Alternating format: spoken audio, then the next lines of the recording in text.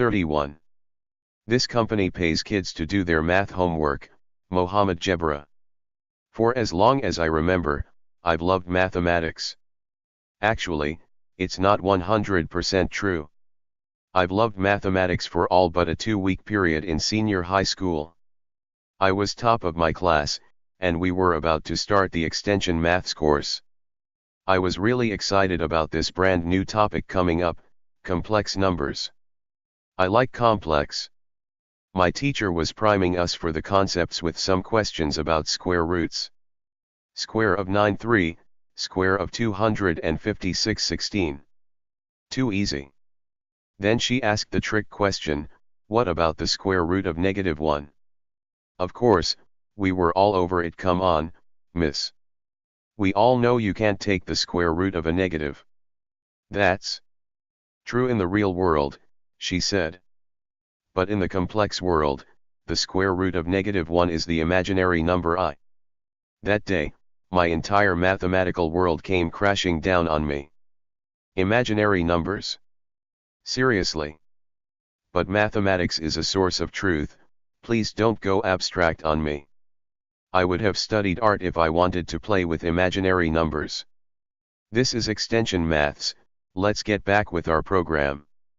She didn't, and over the next couple of weeks, I reluctantly performed meaningless calculations, finding imaginary solutions to quadratic equations. But then something amazing happened. We began finding elegant solutions to real-world problems we previously had no answers to, starting with the complex world of imaginary numbers. So some mathematician 500 years ago decides to have some fun and make up these imaginary numbers, and because of that we can now derive these amazing identities with applications in the real world, in fields like electrical engineering. Wow!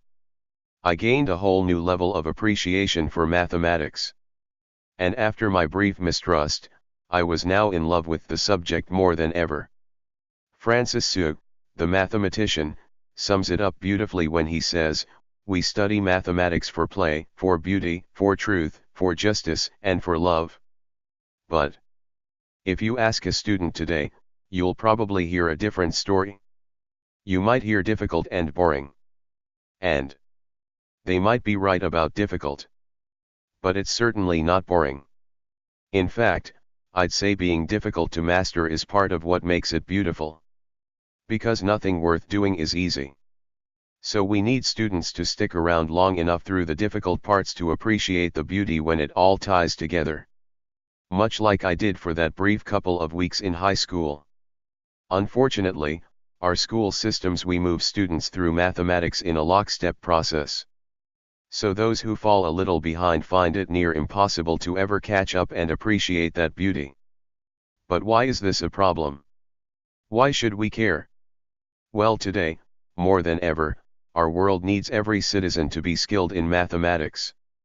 With the advent of artificial intelligence and automation, many of the jobs we see today will either not exist or be transformed to require less routine work and more analysis and application of expertise. But we're not producing the extra mathematics students to fill these new roles. This graph shows the number of students taking standard mathematics and advanced mathematics over a period of 20 years in Australia. It's clear that while we have demand for mathematics skills rapidly increasing, supply is in steady decline. To put things in perspective, half of the students completing high school today in Australia are not prepared to understand any argument about rates of change in data.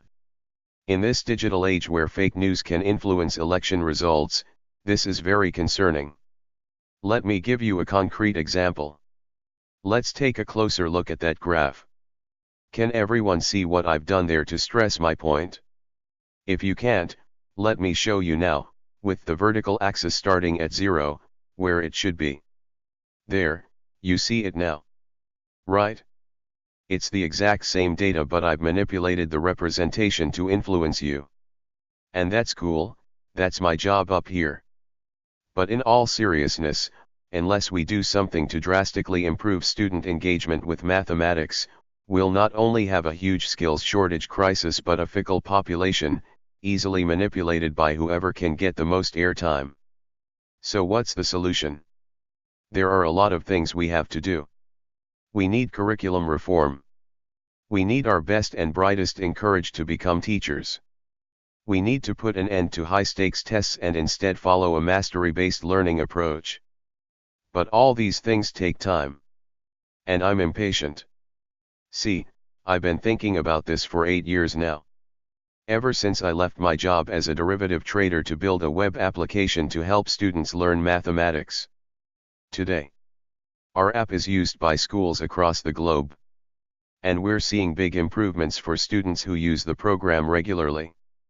But here's the thing, we're only seeing it for students who use the program regularly. And most of them don't. So after years of developing and refining the application, our biggest challenge was not so much product related, our biggest challenge was motivating students to want to work on their gaps in understanding. You can imagine in today's attention economy, we're competing against Facebook, Snapchat, and PlayStation to try and get these students time. So we went back to the drawing board and started to think about how we could make it worthwhile for students to spend some of their attention budget on their education. We tinkered with gamification elements like points, badges, and avatars, and we'd see a temporary spike in engagement, but things would go back to normal as soon as the novelty wore off. Then one day, my co-founder, Alvin, came across a study of students in Chicago led by the behavioral economist, Stephen Levitt, where they paid students who improved on their test scores. He started telling me about some of the things they tested for and the interesting findings they had. For instance, they found that incentivizing students for inputs, like effort, worked a lot better than incentivizing for outputs, like test scores. They found that for younger students, you could win them over with a trophy, but for older students, you really needed cash. And the amount of cash mattered. $10 was good, $20 even better. But perhaps most importantly, they found that the rewards had to be instant rather than promised at a later date. They went as far as to give the students $20 and say, touch it, feel it, smell it dash. Sniffing. It's all yours. But if you fail, I'm going to take it back. And that worked really well. I immediately got excited about the possibilities of implementing this in our program. But once the excitement settled down, there were a few concerns that crept in our minds. Firstly, was this ethical? Secondly, how would we fund this thing? And finally, would the results be sustained if the students were no longer paid? Now, let's look at the ethical part first. I'm a bit of a mathematical purist. So I'd be one of the first people to say that we should study mathematics for the sake of mathematics. Remember, for play, for beauty, for truth, for justice, and for love. Not for money. As I struggled with this, I came to see that, while it's a way I look at mathematics now, it's only because I studied it long enough to appreciate it. It's very difficult to tell a student struggling with mathematics today to work hard for a payoff in the distant future.